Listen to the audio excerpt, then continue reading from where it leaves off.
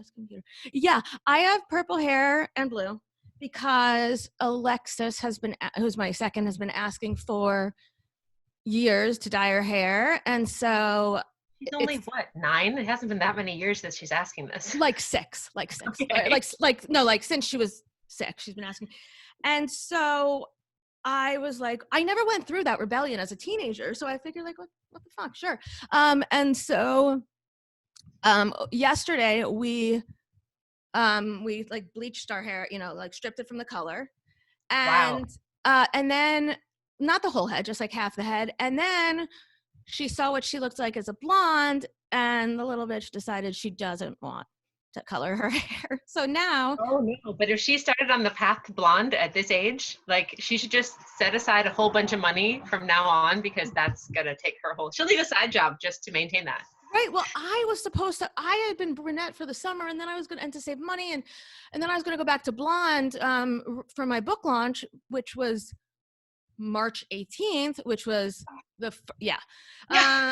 so that broke my heart. And so I didn't go back to blonde, and I'm sort of glad I did, because then I would have like roots down to here. And but I really need to I don't want the world to open up, but I do want someone to do my eyebrows. That's sort of the only thing I'm asking for. My hairstylist texted this morning.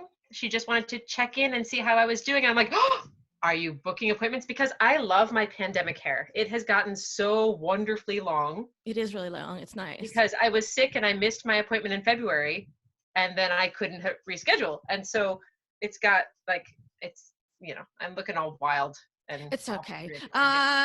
So I am here with my friend Jessica, and that was our odd intro. But we afterwards I will record an official intro, by the way, just to let you know.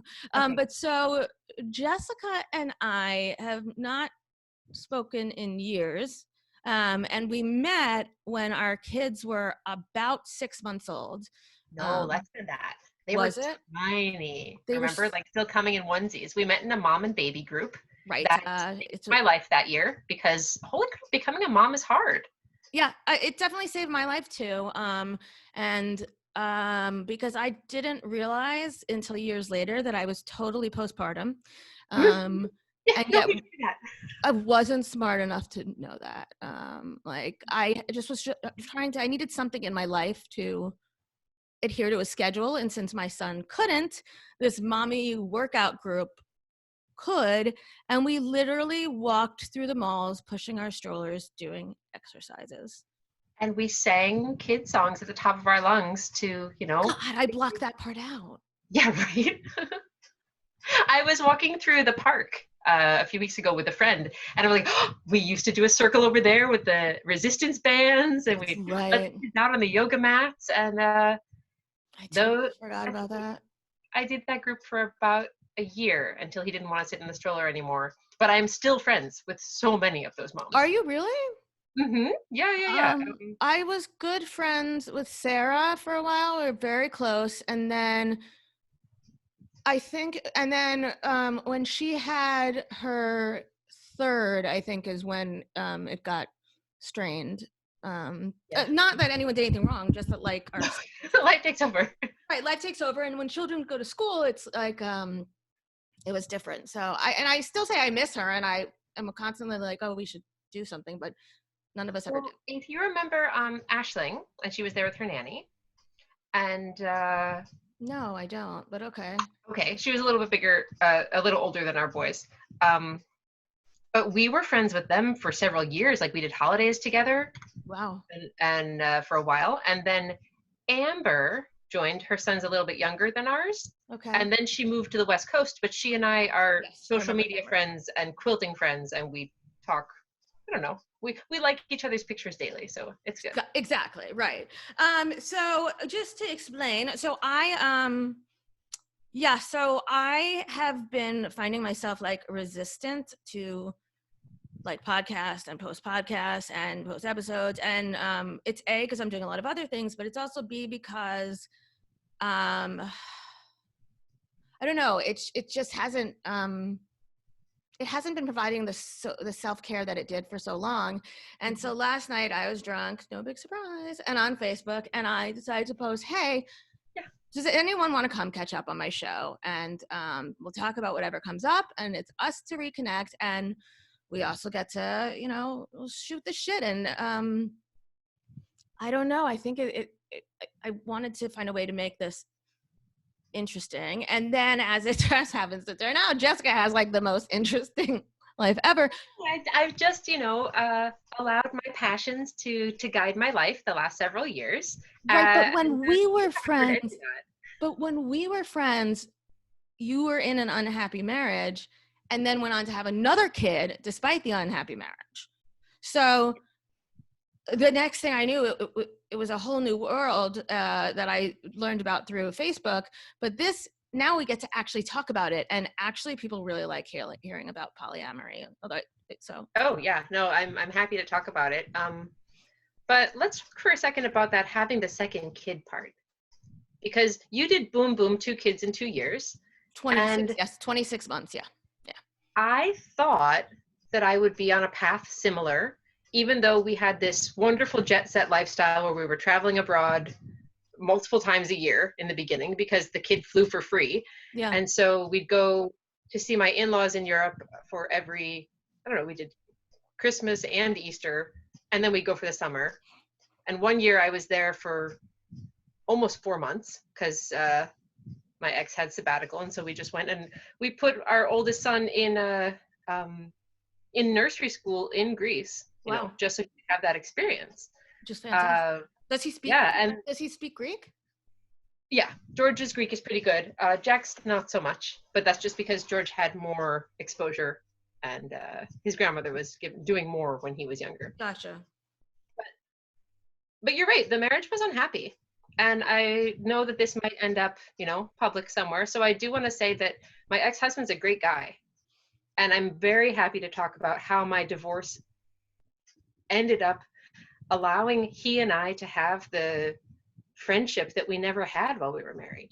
Yeah, I don't remember. Like having to negotiate how we were going to take care of our children going forward for the next, 20-something years or the rest of their lives.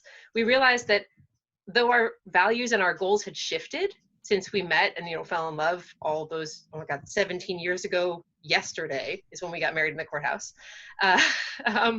So we were able to reprioritize together and to jointly make decisions about a whole bunch of things as we settled the divorce. We stayed out of court. It was ugly, but not that ugly. And it did take for freaking ever.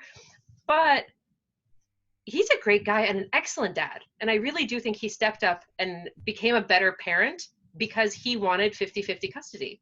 And so all of a sudden he had to learn how to do all that stuff.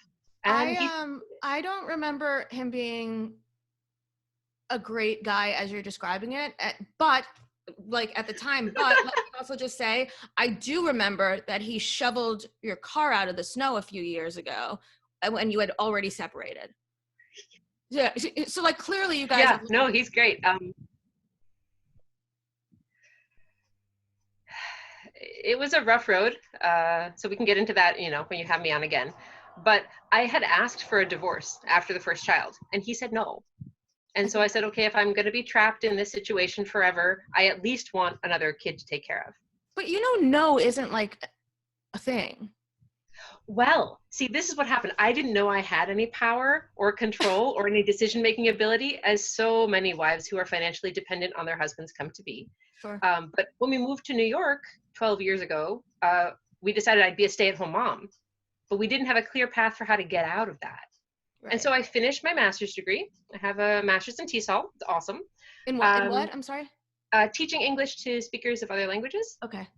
Yeah, and I taught at Hofstra and St. John's for a while, and even at the Japanese school in New York. And I really like teaching English, but that's a different story. When I had the second baby, it didn't save the marriage at all. And it was really hard. I'm shocked. In a lot of things that I don't want to be public. But the other thing I did in the same year is I wrote a book about quilting. And I had written a quilt blog for ages, and a publisher contacted me through the blog, and I got a contract and I wrote the book. And so I gave birth to this one and to my second son in the same year. And that was Do you profit from this book? Do you what? Are you making money from this book? Not currently. I wrote on contract, so I don't get any royalties, but it has been translated into 8 languages. And so I'm, world known.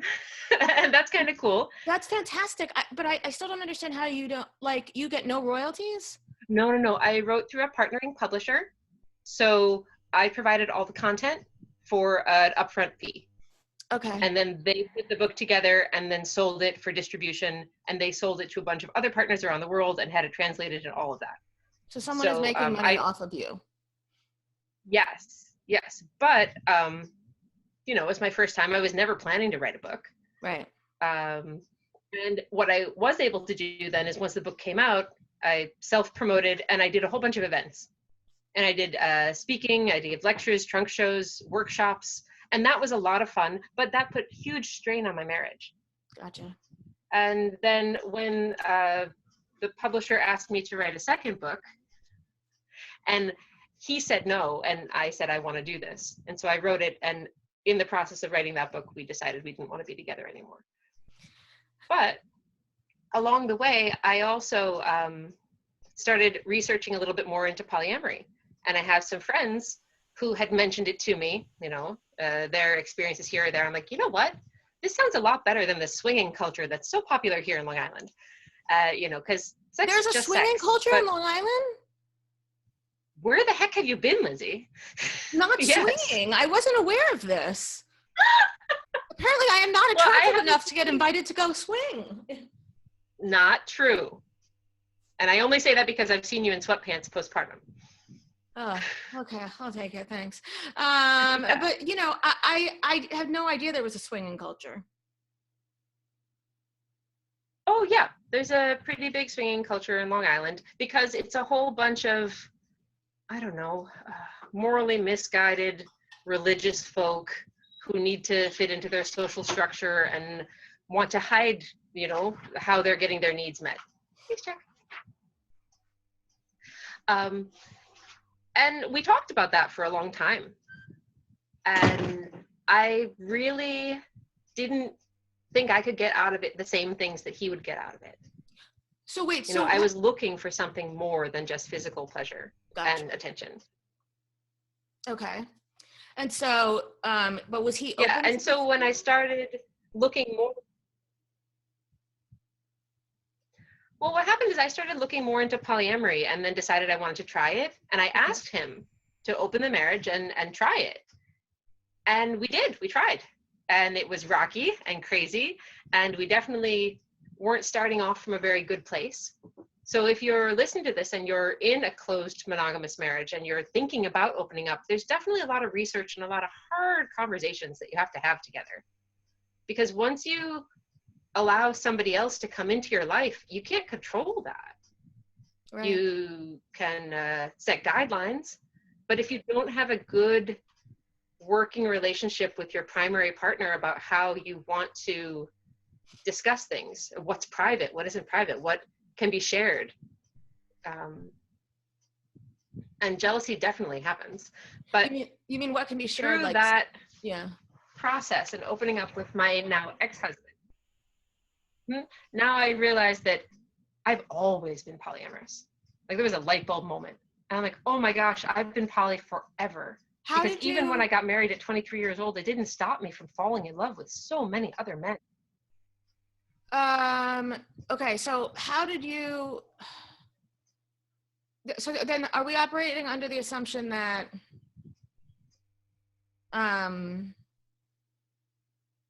well, first of all, what do you mean by falling in love? And second of all, are we, what do you mean by falling in love with other men? Okay, so if you think of the typical, and I'm only going to start here because this is what people seem to be most familiar with. I mean, I know polyamory has gotten a lot more attention in recent years, but there's a whole bunch of misinformation out there.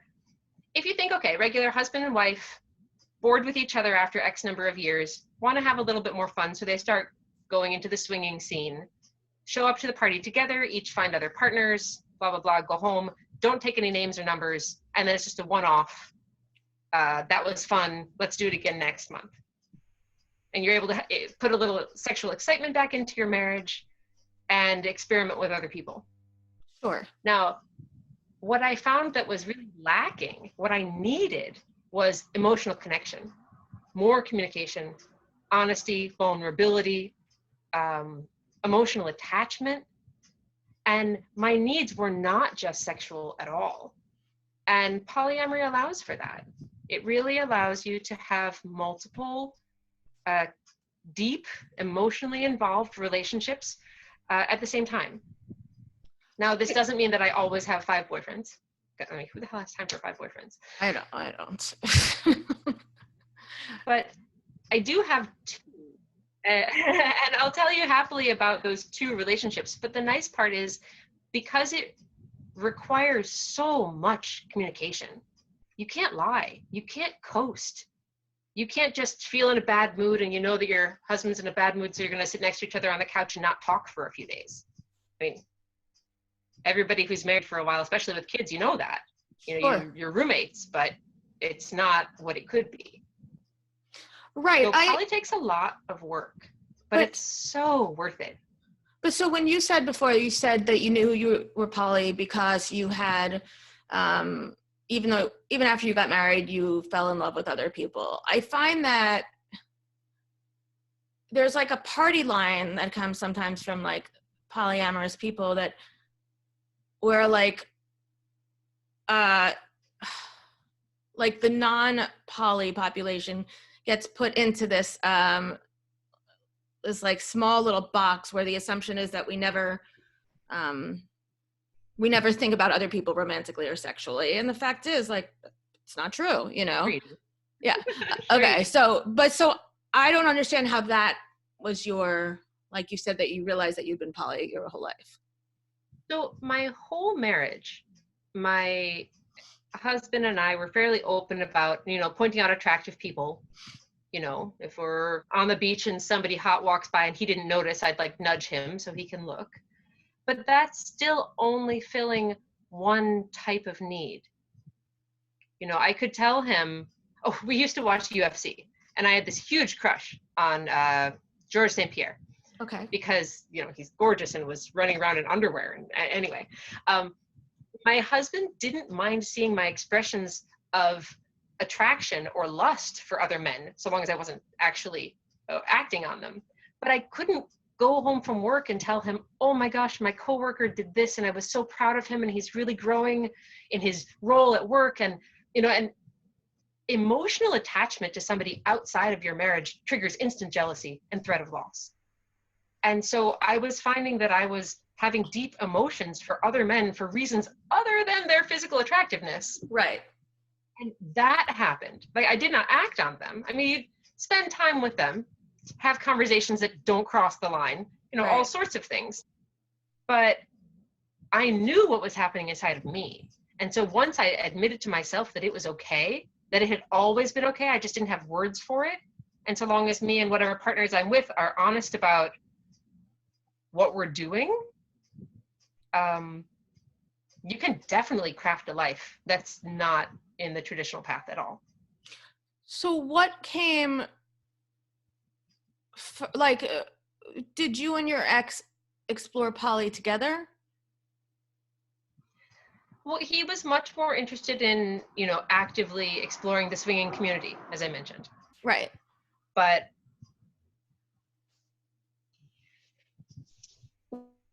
we never actually got that far, other than just like hanging out on some websites and talking to random strangers and stuff like that.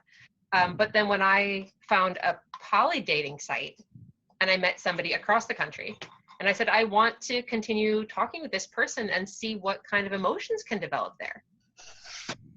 And that was hard because my ex and I didn't have that kind of open communication necessary. He wasn't able to talk through the jealousy. We had a whole bunch of baggage and other problems that we were ignoring because we weren't healthy when we started out. Right. And so I'd caution anybody who's in a monogamous relationship not to use this to save your marriage, because it won't, because it was within a year of that experiment that we decided to get divorced. What was and the no, final I did not run off with the other guy. Right. What was the final straw for the divorce, if I can ask? Because it sounds like you guys were willing to well, I met somebody, and I was in this, wonderful falling in love relationship with NRE, new relationship energy, when you allow yourself to fall for somebody else. And that was great. And he started talking to another woman, went to see her a few times. And after one weekend, I guess, that they spent together, he came home just racked with guilt, and he didn't want to do it. Gotcha. And then he decided, he gave me the ultimatum: monogamy or divorce. Yeah. And I knew that I was not happy in the way that our marriage had been working. Right. And I had no idea that I had the power to change that. Right. But I'm so grateful that I took the leap and left him, yet stayed focused enough to get to a healthy relationship with him. Because, kids, No, absolutely. I don't want to, there's no narrative. There's no pattern in American relationships for how to have a healthy relationship with your former husband. No, but maybe everyone expects us to be enemies. Maybe you should write that next.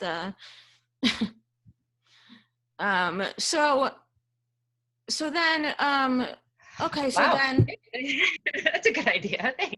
There you go. So then what happened next? How did you delve into it? Do you want to talk a little bit about how your two boyfriends works now?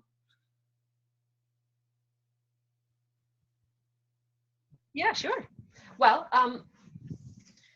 once I went through, the realities of divorce and having to move out and take care of my kids and work and all of that, the practicality of having a long distance relationship on the West Coast just kind of fell apart, because I needed a lot more than I could get from that relationship. Still love him, by the way, but that's a different story. And so I started looking for partners, more local, but not hyper local. I didn't want to date somebody in my neighborhood who I could just run over and, latch on to him and his family. So I found a guy in Rockland County, up north of the city, and started hanging out just every other weekend, weekends I didn't have my kids. Yeah. And he wasn't so close that he could come have dinner after work. We had very specific set aside time to focus on us. Right. And we got to know each other. It was always open from the beginning. And having him at a distance allowed me to rebuild my life here in Long Island without too much interference. I was able to decide how much my kids were going to be involved in that relationship. Right, that's another question. And yeah, I really put like a like a big barrier. Like a lot of what comes in divorce healing and being good at polyamory is being able to set and communicate your own boundaries.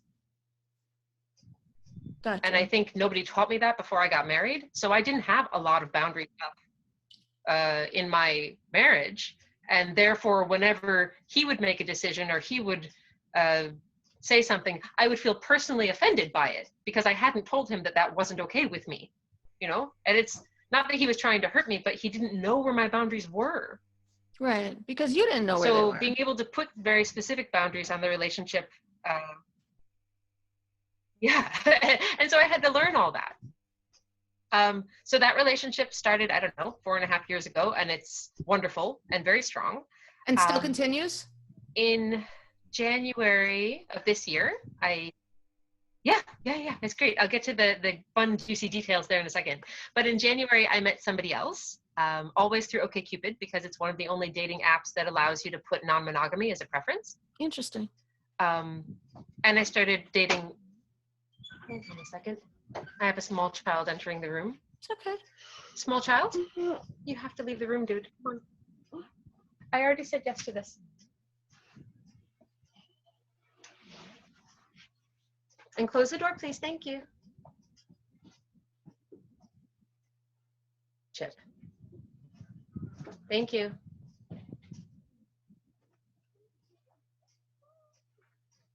You can edit that out if you want to, but no, I don't edit anything out. And small children my invasions. ex-husband and I still disagree on how much the kids should know about my. Yeah, I don't edit anything out. Like, and also small children. The invasion. Yeah, so I started dating this. Yeah, I was just saying the invasion of small children is a common occurrence because most of the people I pod with are parents, so shit happens. Okay, so in January. You interview moms, and that happens. Yeah. Oh yes, in January I met this other guy.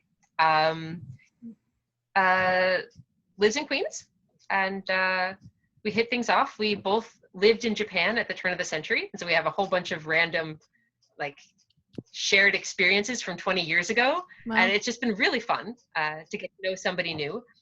He's married, and his wife also has other partners, so it's also very, very nice to date a married guy, because my primary partner now is not married and doesn't have kids, and so his needs are different.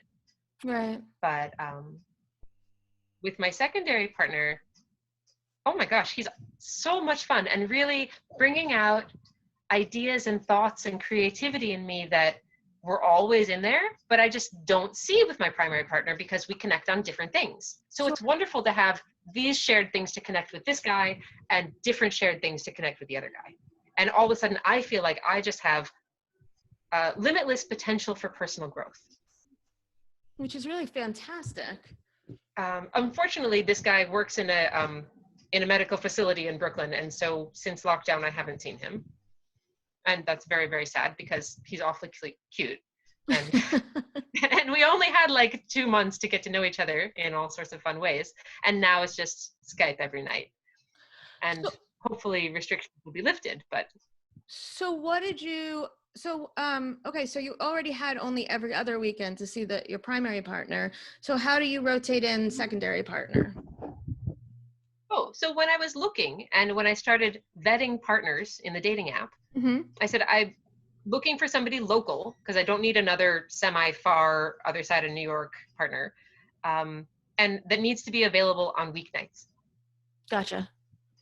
So I was specifically looking for somebody who could fill in the 2 nights a week that I didn't have my kids on a rotating schedule. And, I started talking to this guy. He's like, yeah, that could work out for me. I'm like, huh. And then I found out he lives in Ridgewood, which is right there, on the border with Brooklyn. And I had already decided years ago, like I've been poly now for 6 years. And no sex is good enough to drive to Brooklyn for, okay? It just isn't. I'm not sitting on the Belt Parkway to go, no, not happening.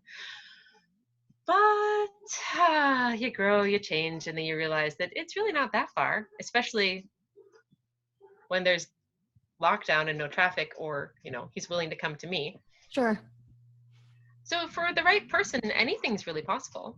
And if you find somebody who's willing to work with you and just see where the relationship could go, just be open to that. That's definitely one of the beauties of polyamory.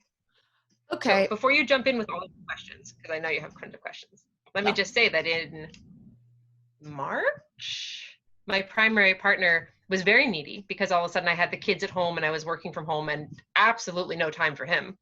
And I said, I'm sorry, dude, I love you, but go get a girlfriend. And so he did. And he has not had a romantic partner in the whole time we've been together. He's had lots of friends and casual relationships and things like that, but he hasn't fallen in love with anybody yet until now. And now that he's actually going through it, he's understanding poly so much more. And the woman he found, she's a delight. And we're both Sagittarius and we get along really well. And so this is just allowing me to grow in this whole new area. Plus everything that I already share with him is amplified and highlighted because I get to watch him being different with her than he is with me. And I have all these new reasons to love him more. Okay, now go, questions. Have you met her? Yes. Like in person?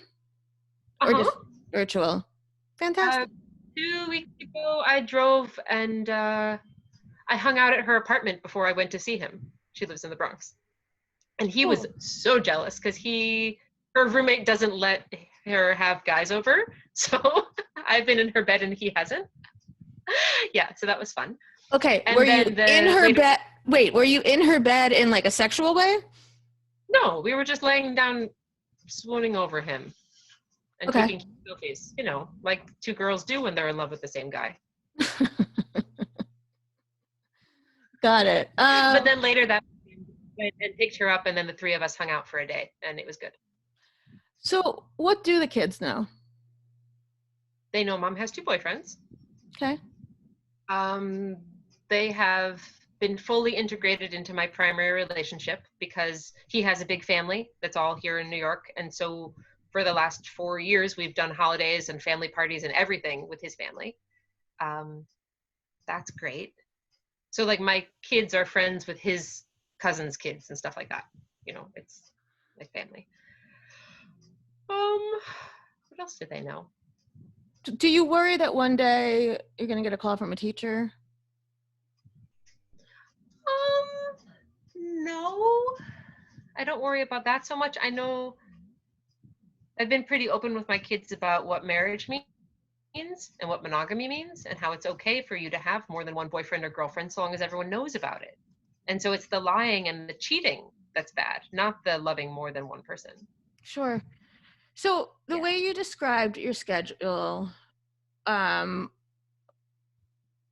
could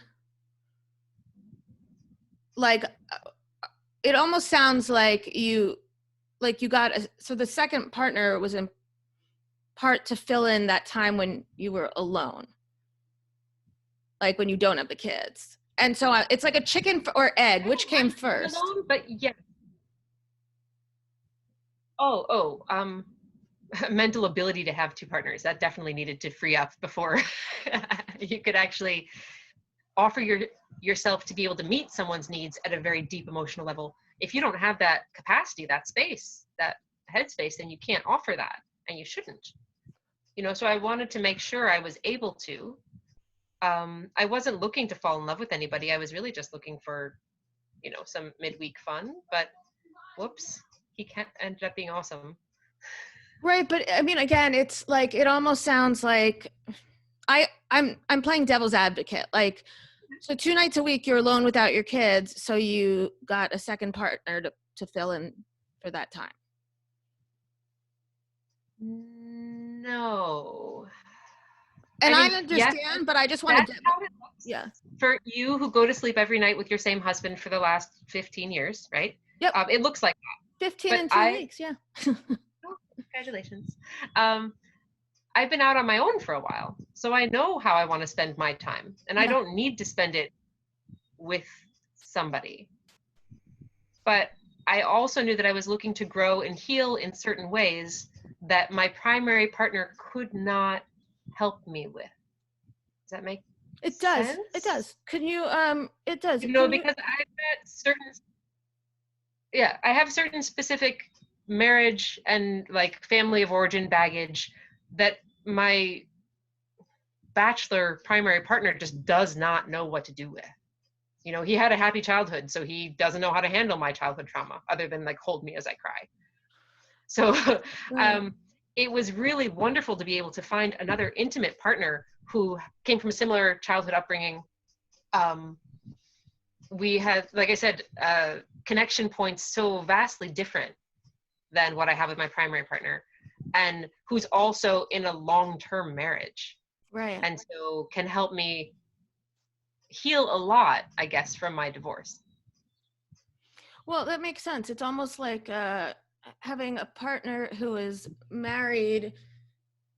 I actually think that's could help you heal a lot from your childhood, because it's almost like a reparenting of sorts, but not in a weird, freaky way. I just mean like you get to have like, you know, there's something that sort of can replay in a healthy way, the like repair your childhood wounds in a sense.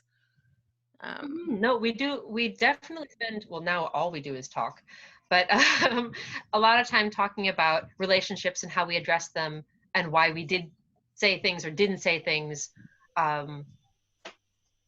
You know, I'm helping him have a more healthy communication with his wife. Right. Because in poly, like, I realized that she's spending a lot of time with her other partners and he's spending tons of his time with me, like free time off work. And I said, well, how much time are you actually spending with her? Like talking about and repairing and building a more solid foundation for the future of your marriage.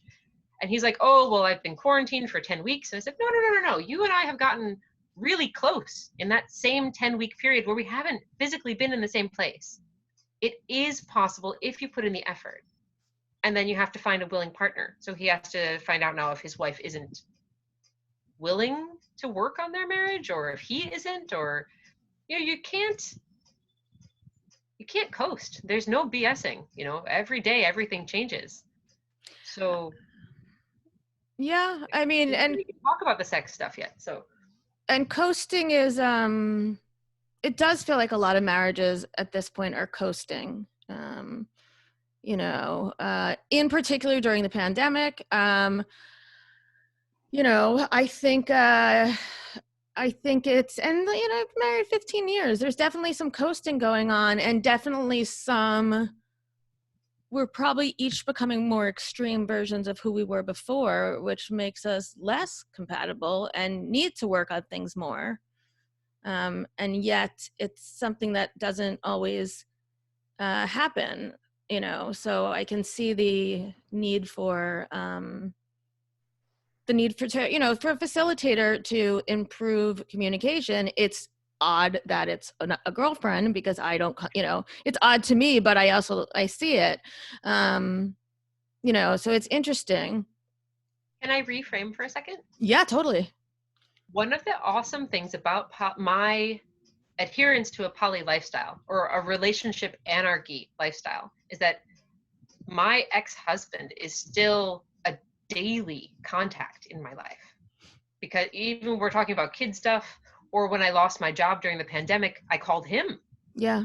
Because the four of us, he and I and our two children, are still a unit, like a financially attached unit legally in the state of New York. And so any change that comes up, we just need to be on the same page with it. And then now when we're talking about social distancing, the kids are still going back and forth, and I see my boyfriend and he sees his girlfriend, but he doesn't want me to see my second boyfriend who works at the hospital, because that's too much risk. That makes sense. But in telling future partners, or like when I'm looking for new partners, trying to explain to them the relationship that I have now with my ex-husband, my co-parent, and hopefully the relationship that I have with his girlfriend, because she and I get along. Yeah. And that's not weird. This past Christmas, my ex-husband cooked dinner for me and my boyfriend and my sister and our kid. And yes, it was a little bit surreal, but seeing my boyfriend interact with my kids and my ex-husband surprised and happy that my kids had a positive response to him, and it's just another positive, healthy relationship for the kids to see. How many married couples can do that? Not many. No, it's true. It's true. I mean, and I strongly believe that we tend to repeat our childhoods as adults. And so it's, it's especially, which I'm not saying means that your kids are going to be poly. I'm just saying, like, it, bringing in more positives are better. Okay. What? If I look back. Yeah. Go ahead. No, you first. If you look back. Well, if I look back at the married people I knew in my life, were they happily married? Like while I was a kid? Probably not. Did I witness a whole bunch of adult arguments over things that I probably shouldn't have? And then watch people, like, I don't want to say settle, but sacrifice themselves for the sake of the social structure that comes from monogamous coupling. Yeah.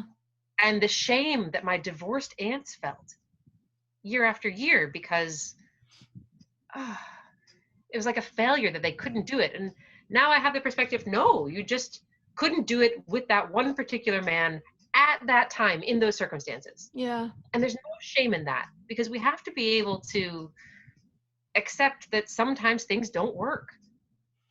Yeah, I don't view divorce as being attached to shame. I think it's usually. You're not Catholic. Oh, okay, that's true. Usually, I think it's takes more strength, to decide to divorce. I didn't know it would take so much until I tried it, but let me tell you, it did. See, there you go. First of all, did you ever go to one of those swingers parties? No. Too bad. I wanted to know what it was like.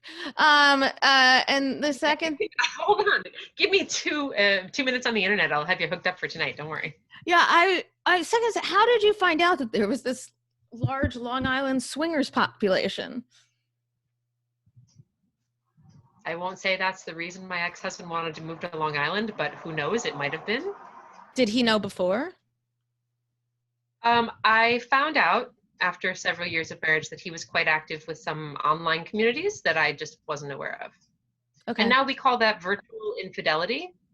But the fun thing about poly is it's totally fine. Like, my boyfriend is also active in several online communities to do all sorts of fun things with other people, but I know about it and it's fine. Right, and that's the difference. Yeah, and if your husband were doing that for years behind your back, you'd kind of feel crappy about it. Yeah. The term relationship anarchy, explain it to me.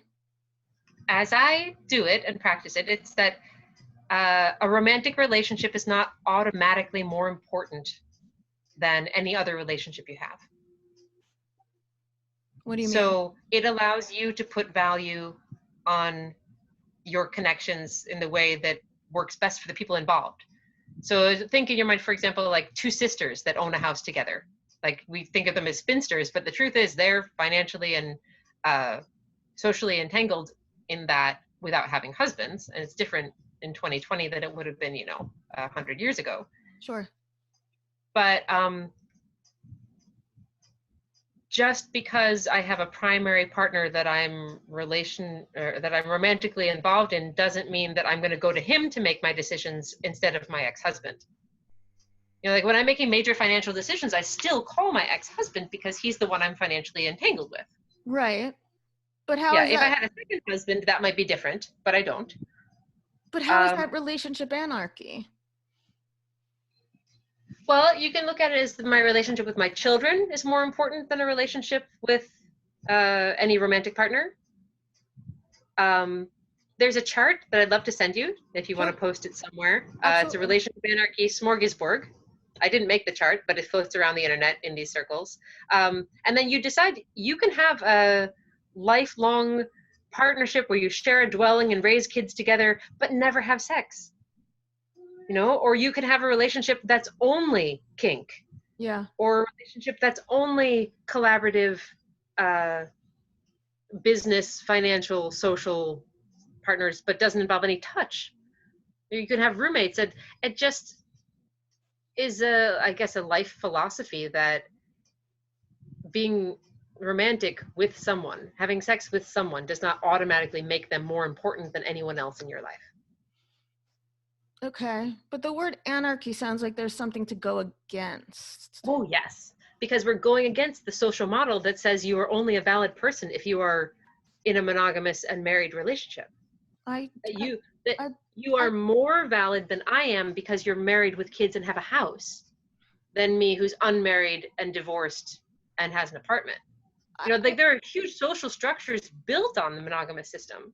Yeah, but I don't know that that's true, or if it's something that if it's a construct that you need to, like, that you came up with a need to fight against, rather than, like, I don't know that people actually feel that way. Okay, so think about before we had same-sex marriage. And even then, a romantic partner would not be able to go see their partner in the hospital because they're not family. Yes. Right? But that relationship is definitely valid. Yes. Right? And so if I want to go and assist a friend in the hospital, I can't, because I'm not her family. And there's definitely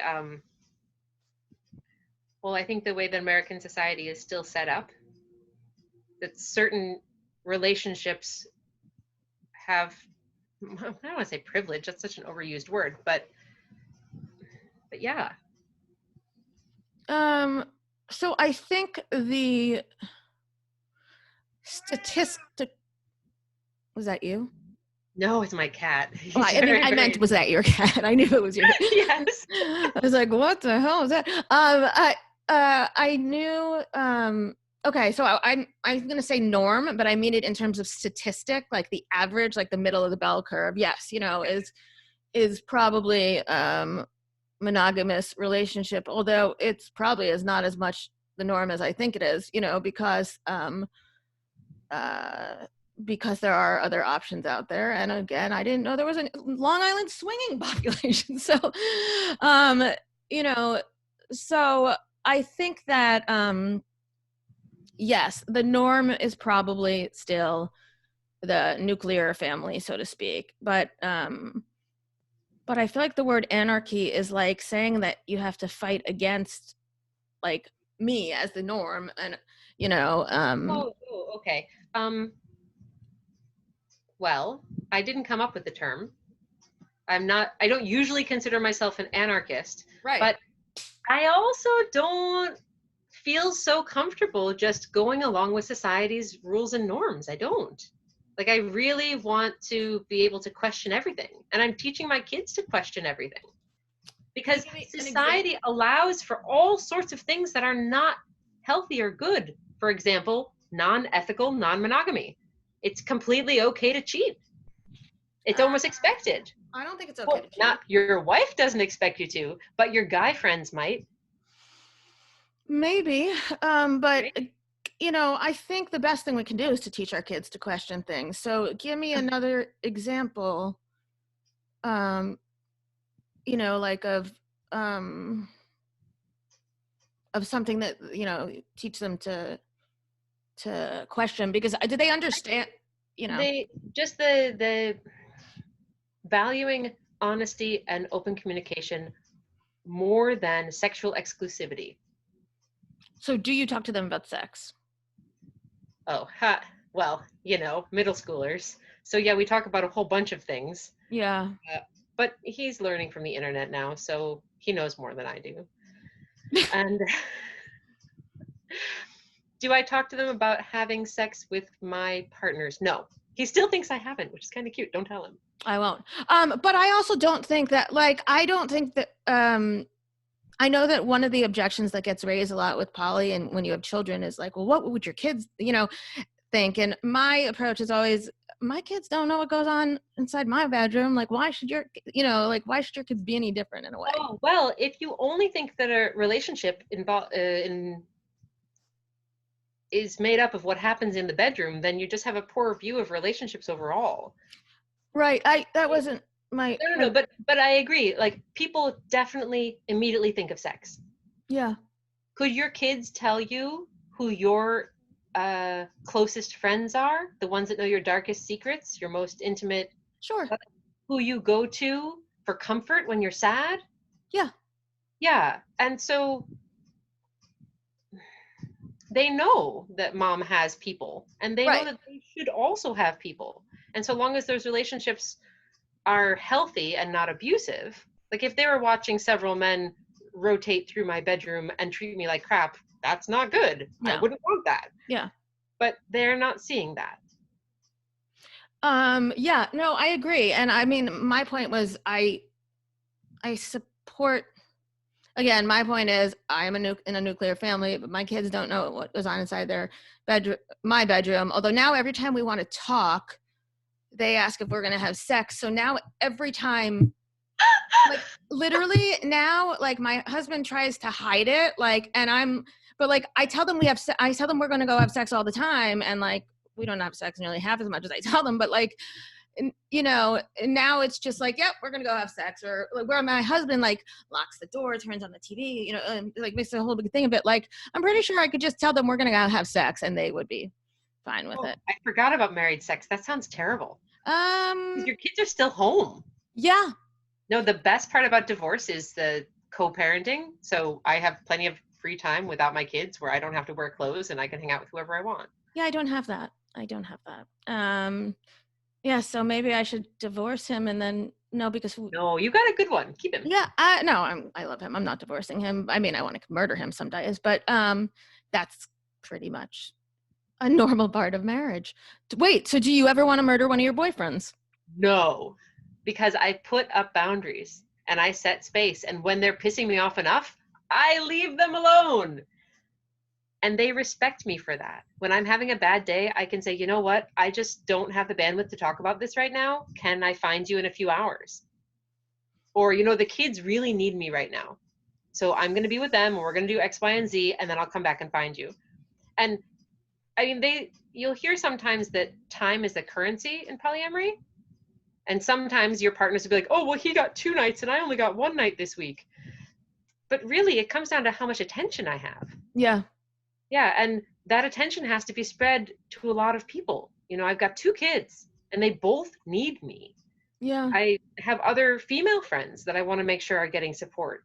I have a aging family that I'm not doing very good at taking care of, but there's an awful lot of people. And when you're in a traditional monogamous relationship, the society views it as default that your husband will be most important.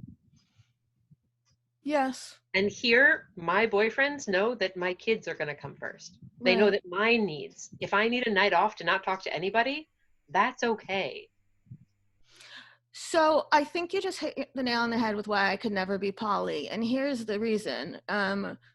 My parents, like when I was younger, if the boat was sinking and they, you know, you could save one person, my parents would save each other and leave my brother and I to drown. And so because of that, I always wanted a spouse that put me first. And that's easy before you have kids. And even now, like my complaints really is that I feel like I need to remind my husband that our relationship exists. So I could not do poly, not because of the jealousy or whatnot, but because I need someone to make me feel like I've come first. Oh, no, I definitely feel that I get plenty of positive attention, but I don't want either of my partners to ever tell me that I'm the most important, because that changes. Yeah. And maybe that's my divorce baggage still, but when I realized that my ex-husband was going to put our kids before me, I don't know if anything hurt more than that, realizing that I would never come first in his mind ever again. And now what we're able to build in our post-married life is that we both agree that our kids come first. Right. And we have that shared goal because I no longer need him to make me feel special. Exactly. And I feel, I mean, the opposite. Like I need him to my husband to make me feel special. And so I think. Oh, but Lindsay, if you had 2 boys texting you every morning, like wanting to wake you up with kisses, you'd feel special. That's a valid point. Although honestly, so my husband is working because he's a psychologist at a inpatient psych ward, and so whenever he calls, I'm almost like agitated because I've got 6,000. I'm teaching my kids, I'm seeing patients and whatever. Yeah. So I have no fucking space, time, or fucks left for another man in my life. Well, that's why you have to wait till it's the right time. Yeah, I still think that Anyway, I'm going to send you the relationship anarchy chart because I want you to think about it. If you haven't given any thought or learned or heard about that before, it's an interesting topic to do a little research on. Yeah. Because it's different than polyamory in that, it doesn't put a romantic relationship first, whereas polyamory is really multiple loves. Yeah. So, I think I identify as both right now. That sounds great. Yeah, I definitely make sure any future partners understand that my ex-husband's still a big deal. Jessica, thank you. I thought this was really wonderful and good, and it was nice catching up with you. And I can't wait till you send me the chart. So thank you. Sure. Happy to chat again. And if you ever want to have Rich and I on together to talk polyamory, he's kind of a guru. He's awesome. Ooh, that would be cool.